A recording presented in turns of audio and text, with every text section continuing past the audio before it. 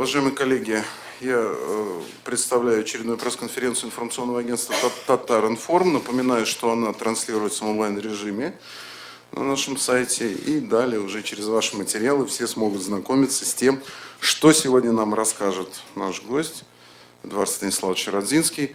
Судя по аплодисментам, никому ничего представлять не надо, да? Вот, поэтому сразу передаю вам слово. Здесь только что была... Если можно, со вспышками, только чуть-чуть аккуратнее в процессе пресс-конференции. Здесь только что передо мной была конференция «Даете коробку шоколада женщине». Это не коррупция, даже если она врач. Вы знаете, история, ее почему-то называют учительницей. Это очень большая ошибка. История не учительница, к сожалению. История надзирательница. И когда люди не понимают уроков прошлого, то она очень больно бьет. К сожалению, появилось понятие патриотическая история. Я это не понимаю. Есть просто история.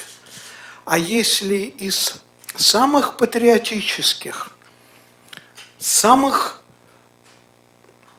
важнейших патриотических целей места, где государственный корабль потерпел кораблекрушение, объявляются местами побед, то горе стране. Она будет повторять и повторять невыученный урок. Поэтому, повторяю, история – это надзирательница. Вот тема, при слове надзирательница, вот тема, которой я буду заниматься, она, я думаю, что действующие лица очень бы улыбнулись, услышав, что она надзирательница. Это 5 императриц. Дело в том, что, наверное, это потрясающий парадокс. То есть век XVIII назывался галантным. В России дамы всегда находились в определенном положении. То есть курица не птица, женщина не человек, там, кому воду носить бабе, за что битой быть, кому битой быть бабе, за то, что баба. Это наши народные пословицы. Бьет, значит, любит. И вот в этой стране с этим положением женщин в галантном веке было 5 императриц, 5 дам, которые самодержавно правили страной, которые отправляли на эшафот, которые все это делали, и перед которыми гнули спины тысячи, миллионы, простите, мужчин. И весь XVIII век они правили, правда, иногда при помощи гвардии, которая весьма галантно приглашала их на престол, правда, иногда не без крови. Вот так. Поэтому я считаю, что это был последний век, да вообще, наверное, в истории человечества XVIII, когда любовь правила политикой.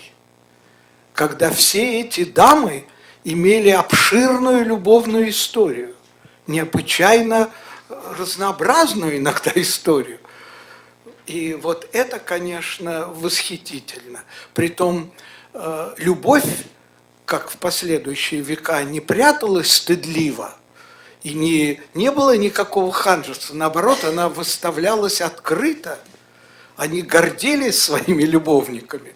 Поэтому это совершенно очаровательная тема, очень поучительная, потому что у этого царства императриц были итоги довольно любопытные, но о которых я тоже буду, с вашего позволения, рассказывать. Вот все такое краткое вступление, а теперь вы задаете вопросы. Спасибо. Вопросы, коллеги, если есть, давайте знать, пожалуйста, включайте микрофон, чтобы я видел. А все-таки, вот если можно уточнить, вот то, о чем вы будете рассказывать, то, что вы исследовали, это история любви в России, история о любви к России, история роли любви в истории России, история любовников в истории России. Что это? Это все, все вместе. Это и история любви, это и политика этих дам, потому что они, ну, как Екатерина, любимая здесь, вторая, они самодержавно по правде правили страной. Вот, и история, их личная история, и вот как эта история отражалась на политике. Дело в том, что все иностранные послы должны были иметь своих шпионов, потому что для того, чтобы вовремя понять, что будет происходить в сердце государыни, потому что от этого зависела 300-тысячная русская армия, которая могла помочь, а могла очень навредить. Спасибо. Ольга Король, «Комсомольская правда». Эдвард Станиславович, вы впервые в Казань приезжаете вот так с программой? Или это уже были ваши приезды сюда? Нет, я впервые в Казани, и, знаете, совершенно мне говорили, что это безумно красиво, но вы понимаете, как трепетало сердце, когда я понял, что если я выйду из гостиницы и буду долго идти по улице Баумана, то меня будут окружать только старые дома, которые находятся, к полному моему изумлению, в замечательном у них божественный вид. То есть вы переселяетесь в город начала 20 века сразу. И вы ходите, вы видите, и вы знаете, и все эти тени от любимого мной Владимира Ильича, там, до Льва Николаевича Толстого и просто моего соседа в гостинице Шаляпина, вы знаете, они очень вдохновляют. Тогда продолжение вопроса. В ближайшие 3 дня ваша программа будет представлена 19 числа. В ближайшие 3 дня какие планы, что хотите посетить в Казани, что увидеть? Все хочу. Может быть, после этого родится продолжение следующая программа? Это же мало того, что это тысячелетний город, один из немногих на нашей обширной территории, это же действительно фантастический город. Здесь все отзвуки истории. И причем трагичной истории более светлые и радостные. Все здесь. Спасибо. Давайте вот подальше немножко, потом на первый ряд вернемся. Пожалуйста. Телеканал «Новый век», новости. Эдвард Станиславович, какая из 5 императриц вам наиболее интересна, дорога и почему? Вы знаете, я оказался ветреник, каждый раз другая. Причем это не слова. У меня большая беда, потому что параллельно я делаю книгу. И поэтому мои первые выступления, если бы на эту тему, вы, наверное, некоторые знаете, что я, в принципе, не готовлюсь, потому что это не должно быть лекцией. Я просто прихожу и вам рассказываю то, что меня как бы в этот момент волнует. И я стараюсь их видеть, и если я их вижу, то будете видеть и вы. И поэтому я не могу повторить точно. Но, в принципе, близко могу. И, как ни удивительно, вот первые мои выступления, и вторые и третьи, это просто люди, которые не должны подавать друг другу руки. Так они отличаются. Потому что по мере того, как я пишу, тема становится ясной, не просто яснее, а иногда просто я меняю убеждения. И это очень интересно. Мне самому интересно, что я вам расскажу 19 числа, даю вам слово. Потому что Но, наверное, это будет практически премьера нового видения вот этой темы. Спасибо, пожалуйста. Ольга Юхновская, газета «Ва-Банк», агентство «Про-Арт-Инфо». Коллега меня немножко опередила. Я хотела поблагодарить за комплимент, с которым вы начали эту пресс-конференцию в адрес казанских журналисток. И тоже был вопрос о том, кто же ваша фаворитка. Но поскольку вопрос уже вы ответили на него, тогда продолжение темы. Если вы говорите, что история – это не учительница, а надзирательница, то какие уроки в современной России мы должны как бы получить в этом плане, именно говоря о роли женщины в истории.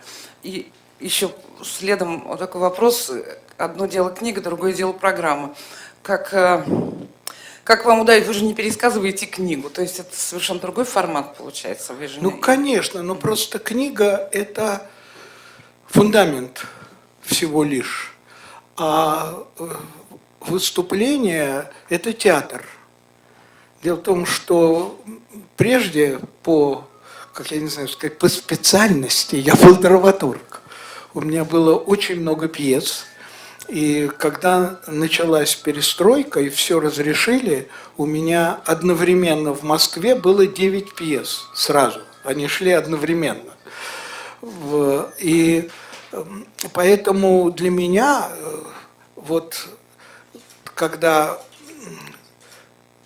рухнул старый театр и появился, а для меня еще не появился новый, то мне надо было придумать, как соединить. Но вот то, чем я занимался, с тем, дело в том, что по образованию я историк. И историей я очень долго не занимался, потому что архивы были практически закрыты, и вся история была... Вы знаете, что в начале историки писали работы Маркса, Энгельса, Ленина, которые должны были быть отражены в этом самом его труде. Мне это казалось безумно смешным, и я не мог этим заниматься всерьез, хотя я кончил историко-архивный институт с отличием. Вот, но как только архивы открылись, и последовал этот вал документов, я тут же отправился туда, где уже работали мои бывшие коллеги, архивисты, и это было наслаждение.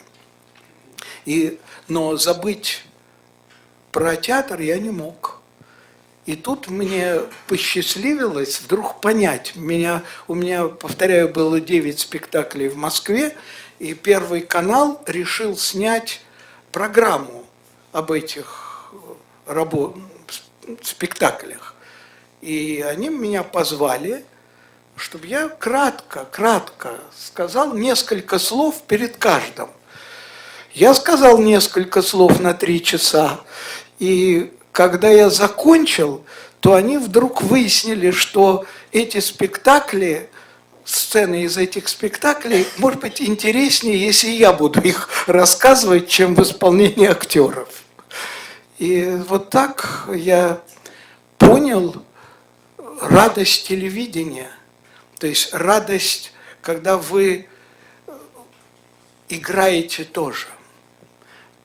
Поэтому, когда причем снимался я только один, я не разрешал никому быть в комнате, вот в помещении, кроме оператора. И потом вдруг мне как-то стало это странно. Я подумал, а что если я буду сниматься, эти передачи делать прямо на огромном зале, 1500 человек в зале имени Чайковского в Москве. И вы знаете, вот если вы выйдете, наберете Яндекс, Родзинский видео, там очень много этих роликов, которые на самом деле, вот прямо я выхожу в зал, сидит зал, и они снимают. Таким образом, то, что вы видите на экране, по правде, телевизионном, на самом деле это прямой эфир. Я никогда не переговариваю. Я снимаю по 3 серии сразу, для того, чтобы не прерываться. И поэтому вот то, что вы увидите 19 или там вот 19, это практически все то же самое. То есть для меня нету разницы между телевизионной записью, выходом к вам, потому что и там я стараюсь быть собой искренним. То есть я рассказываю только то, что я вижу в этот момент. Ну, первый-то была часть вопросов. В современной России есть такие женщины, которые могут стать объектом Знаете, в исторического... современной России очень трудно. Дело в том, что вы, наверное, помните, что была такая Великая Октябрьская социалистическая революция, которая объявила женщин абсолютно равноправными, просто, ну, и в результате в Политбюро была одна женщина, Екатерина Алексеевна Фурцева, и то краткий период. Вот этим кончилось равноправие женщин. Оно такое и сейчас. Поэтому по правде сказать, что есть женщина, которая влияет на русскую политику, по правде, меняет ее, ее нету. Такой женщины нет. И Россия – это политически мужская абсолютно страна. Но зато сколько женщин в журналистике российской современной, да? Вот даже глядя на зал. Вообще, Но это утешает. Я правильно понимаю, что перспектив вернуться в 18 век, ну, имеется в виду не один в один, да, а вот вернуться к состоянию, когда женщина будет блестяще управлять, ну, хотя бы на уровне правительства в этой стране, пока не видно, не просматривается. Ну, мы будем ждать, пока родится Екатерина II. То есть еще предстоит родиться. Спасибо. Вопросы, коллеги? Кстати, вот вы так сказали, что, ну, действительно, да, так было принято любую работу, научную, диссертацию, уж тем более, начинать и сопровождать цитатами из классиков марксизма-ленинизма.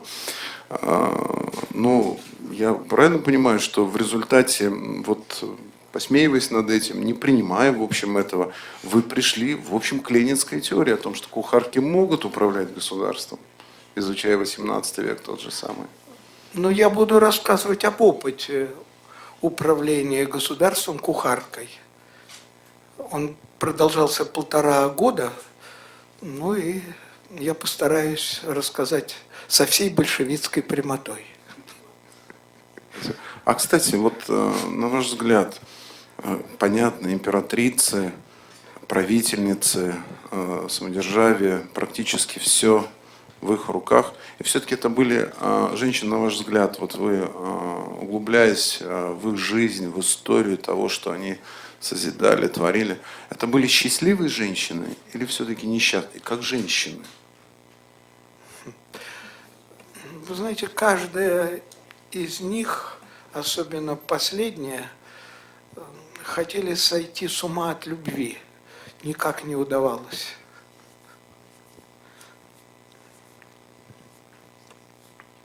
Такой философский ответ. Спасибо. Всем. Да. Спасибо. Еще вопросы? Иногда кажется, что это произошло. Это самое опасное. Коллеги немного растерялись с вопросами. Тогда о мужчинах. Вот те мужчины, которые их окружали, они, на ваш взгляд, их искренне любили или все-таки были расчетливые, талантливые, но расчетливые люди? Это была любовь? Вы знаете, вот этим мы и займемся во время выступления. Я тоже буду пытаться понять это. Но мужчины были удивительно талантливы. В XVIII веке была такая замечательная формула об одном из них. Они были Дон Жуаны в основном все. Я не поручил бы ему ни жены, ни дочери, но я мог бы свершить с ним великие дела. Вот таковы были эти мужчины.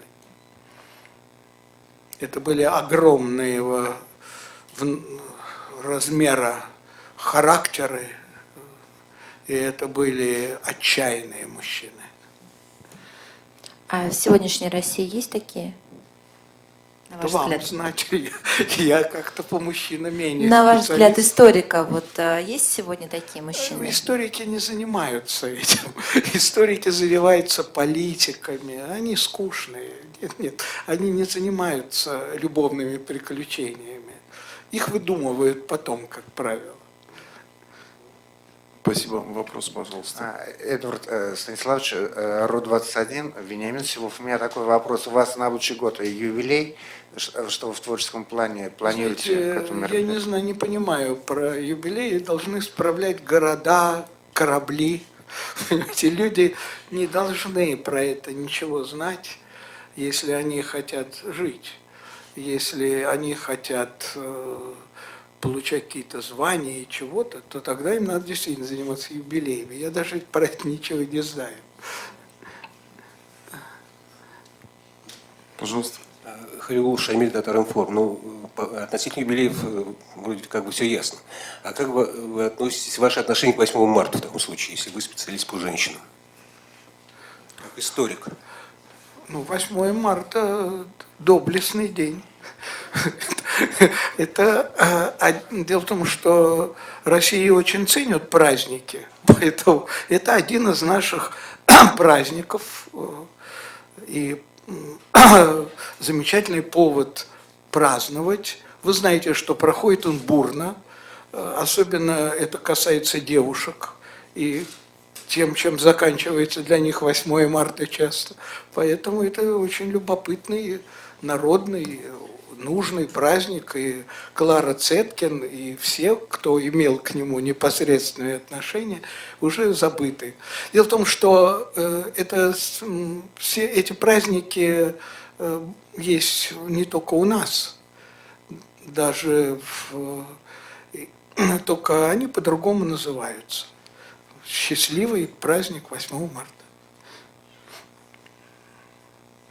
Вот народ то ли шутит, то ли серьезно рассуждает. Вот вообще Клара Цеткина не в курсе, вот она чем руководствовалась, когда этот праздник все-таки инициировала?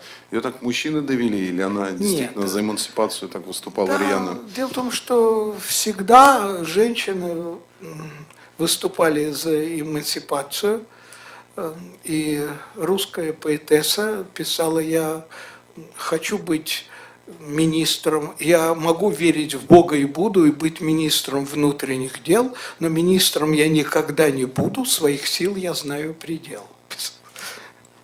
Поэтому борьба за эмансипацию всегда была в России очень... Некоторые к ней относились насмешливо, наш знаменитый писатель Тургенев, вы знаете его саркастические разные образы, но мы будем относиться к этому серьезно, потому что женщины всегда должны мечтать о равноправии, но не надо его получать, это очень опасно. Реальное время, Рахматуллин Тимур. Эдвард Станиславович, вы уже сказали некий комплимент в адрес Казани. Все-таки хотелось вам, как историку, спросить, а вообще изучали ли вы историю Татарстана, Казани, и как вам вообще историческая наука республики? Вы знаете, я не могу сказать, что я изучал историю Татарстана и так глубоко, потому что я занимаюсь... История для меня – это в этот момент. То есть, когда я начинаю заниматься какой-то темой, я должен знать здесь все. Поэтому мне совершенно, так сказать, не надо читать книгу там про французскую революцию или про Людовика XIV. Я знаю даже дворец, где он жил, абсолютно. Мне не нужно рассказывать себе, там, изучать Николая. Я знаю ходы Александровского дворца, где были слуги, кто как жил и так далее. Потому что для меня самое важное – это увидеть, не прочитать, а увидеть. Для этого я должен знать все. Поэтому от того, что я знаю, что такой-то купец создал эту колокольню, которая тогда-то, в нее попала молния, и она сгорела, это не значит, что я что-то знаю про Татарстан и про Казань. Я ничего про него практически еще не знаю.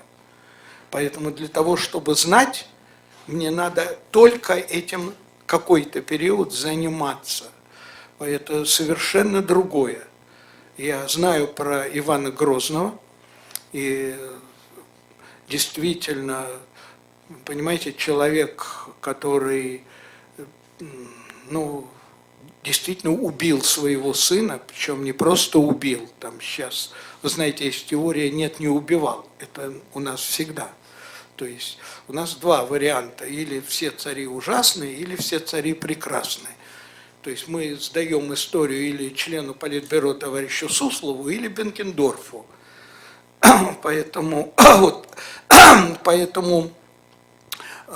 и тогда у нас возникает какая-то другая история. Вот я предпочитаю знать историю, ту самую, про которую я говорил в начале, которая есть надзирательница, и при которой эта знаменитая формула, основной урок истории заключается в том, что молодежь, а нужно сказать люди, не извлекают из нее никаких уроков, это глобальная формула человечества. И моя задача иногда напоминать о том, что они забыли. А поэтому сказать, я знаю историю Ивана Грозного. Нет, не знаю. Хотя, повторяю, им занимался. И хотя царя вижу.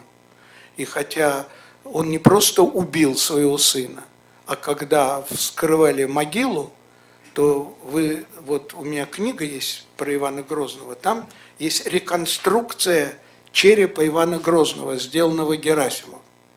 Там абсолютно живое лицо.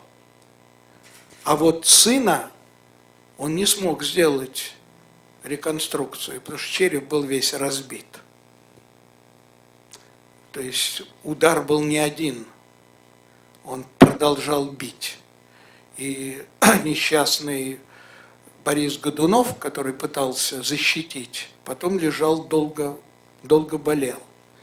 И это часть истории, про которую я могу только как бы рассказывать, но я не смею сказать, что я ее знаю. Хотя царь, который принес столько крови и в Казани, и в России, и который написал «Тело изнемогло, болезную дух, раны душевные умножились, и нет врача.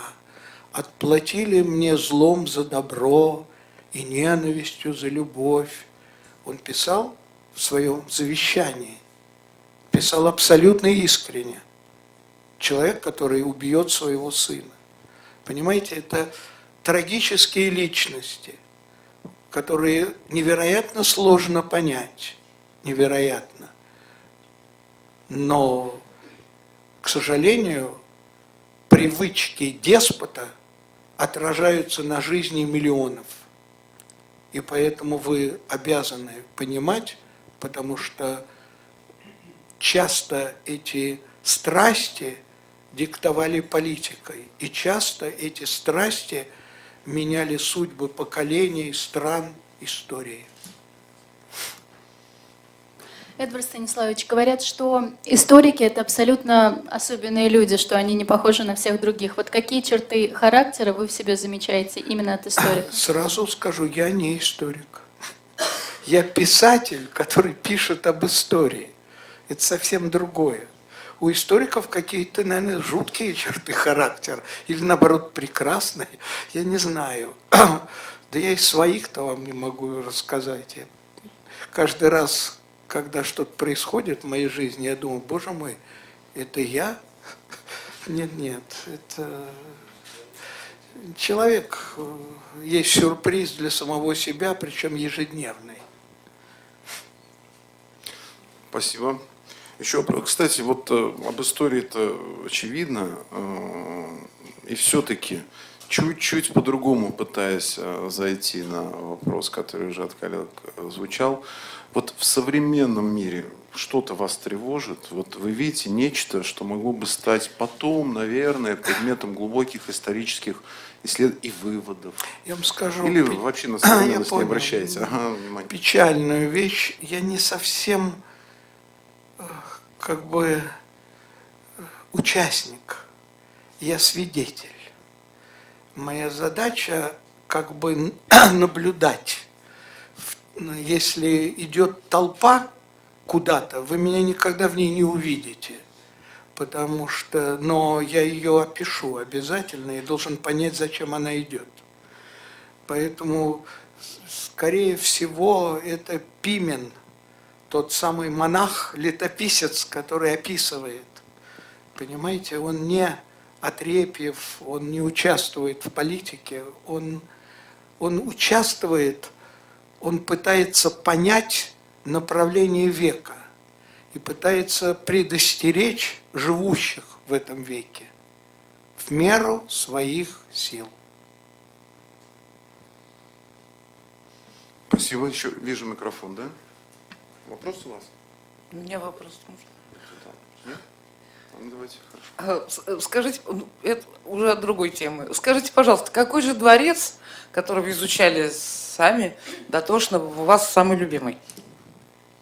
Ну, знаете, я не постоянен вообще. И в жизни я абсолютно непостоянный человек, поэтому каждый раз, когда я изучаю какой-то дворец, он самый любимый. Там Фонтенбло или Версаль, причем там есть комната в Версале, где Людовик XVI, он был столярничал, там сидел и сверху, она очень высоко смотрел на двор. Есть прелестная такая же маленькая комната в Александрии. Это дворец, маленький скромный дворец, где жил огромный Николай I со своей семьей. И там наверху крохотная комнатка тоже, где стоит множество инструментов оптических, откуда царь Николай I смотрел на море, которое там, залив. И эта комнатка очень много говорит и о нем, об этом огромном исполине, который обожал маленькое все, потому что дворцы, он уставал, видимо, от этой бесконечных петербургских дворцов, и оттуда, из этой комнатки, он и увидит английский флот, который будет стоять на рейде, и это будет крушение политики. Он увидит результат. И тот результат, который называется «колосс на глиняных ногах», когда много прославляли армию, а она была не перевооружена, в ней не было современного оружия, в ней не было современных пушек, оружий, и все это будет такая картинка. Это английские корабли, которые увидят этот император, который действительно был рыцарем и который действительно был влюблен в армию. Поэтому интересны не дворцы, интересны части дворцов, где была трагедия. Предположим, двор «Прощай» в том же Фонтенбло. Самое интересное, то есть что это такое? Это место, где Наполеон перед тем, как отправиться на Эльбу, прощался с гвардией после поражения. И вот вся гвардия выстроилась, гвардия, привыкшая к победам, и он должен был с ней проститься. И вот аура этого двора, это ощущение этой трагедии, конечно, невероятно. Поэтому дворцы, дворцы, камни, камни. А тот дух людей, который был, конечно, безумно интересен. Спасибо. Ну и завершая, сегодняшнюю пресс-конференцию, встречу, разговор, предвкушая то, что нас ждет 19 ноября. Мы фактически затаились уже в ожидании. Это все-таки в качестве, ну, если можно, конечно, услышать это резюме, все-таки женщины в русской истории. Это был яркий, светлый и является яркий, светлый рок. Или это какая-то трагедия, фатализм. Потому что был 18 век. Но не женщины ли вот эта любовь к женщине, к семье довела Николая II до того, до чего он дошел, довел Россию. Может быть, то есть где роль, вот как вы видите роль женщины в истории России? Все, Это упростил. не беда женщин, была беда Николая II. Нет. Вы знаете, я не смею. Я смею сказать, что каждый раз я беспомощен перед женщиной, абсолютно. Что нет ничего прекраснее, это правда, это не к 8 марта. И думаю, что женское участие по правде только в русской политике очень много бы помогло нашей мужской стране. Вот так кратко я и хочу закончить. Спасибо. Ну, вот уж если совсем последний. Напоследок. А вот в следующей жизни вы хотели бы быть женщиной? Вопрос.